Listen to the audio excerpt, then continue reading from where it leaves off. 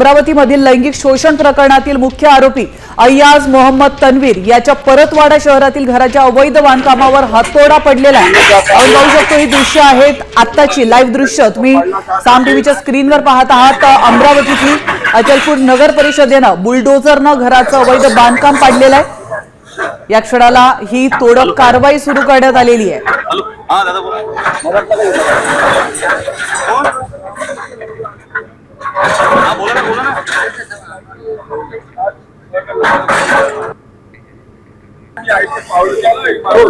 परतवाडा येथील जो प्रकरण आहे त्यातील जो आरोपी आहे त्या आरोपीच्या घराच्या बाजूला जो जेसीपी आला आहे तो जेसीपी आता या ठिकाणी जे घराचं अनधिकृत जे बांधकाम आहे ते पाडण्यासाठी या ठिकाणी जेसीपी दाखल झालेला आहे। जो अयान अहमद जो मुख्य आरोपी आहे त्या आरोपीचं जे घर आहे त्या घराच्या बाजूला आता मोठ्या प्रमाणात लोकांची गर्दी झालेली आहे।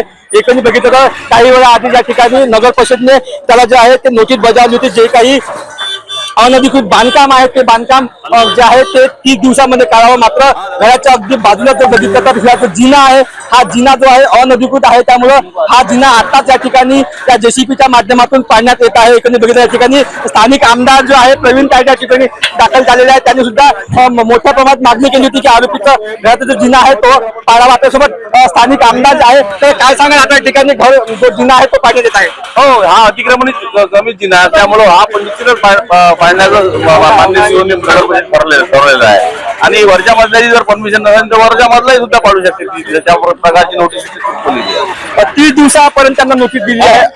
30 दिवसापर्यंत नोटीस दिलेली आहे। तर न्यायालयात म्हणजे पूर्ण टिकलं पाहिजे या सगळ्या गोष्टी आणि न्यायालयाला बाकीचं हे होऊ नये म्हणून मग एकच बघितलं मोठ्या प्रमाणात नागरिकांची गर्दी या ठिकाणी झालेली आहे। जो अयान अहमद जो मुख्य आरोपी आहे त्या आरोपीच्या घराच्या बाहेर ठिकाणी आपण गर्दी पाहू शकतो आणि या ठिकाणी आता जेसीपी दाखल झालेली आहे आणि काही क्षणामध्ये आता जे अनधिकृत जे बांधकाम होतं ते बांधकाम आता पाडण्यास सुरुवात होईल। या ठिकाणी पोलिसांचा मोठा जो बंदोबस्त आहे तो सुद्धा या ठिकाणी दाखल झालेला आहे आणि या ठिकाणी पोलीस प्रशासन असेल किंवा नगर परिषदेचे मुख्य कार्यकारी अधिकारी असेल त्यासोबतच नगर परिषदेचे कर्मचारी असेल हे सुद्धा या ठिकाणी दाखल पाहू शकतो। या ठिकाणी जे ज्या नोटीस आहे त्या सुद्धा त्या ठिकाणी चिपकवलेल्या होत्या आणि या ठिकाणी आता बघितलं तर काही क्षणामध्ये हे जेसीपीच्या सहाय्याने हे संपूर्ण जे अनधिकृत जे बांधकाम आहे ते पाडण्यात येईल। त्या ठिकाणी बघितलं आता जेसीबी जे आहे त्या बाजूला उतरण्याचं काम या ठिकाणी सुरू झालेलं आहे।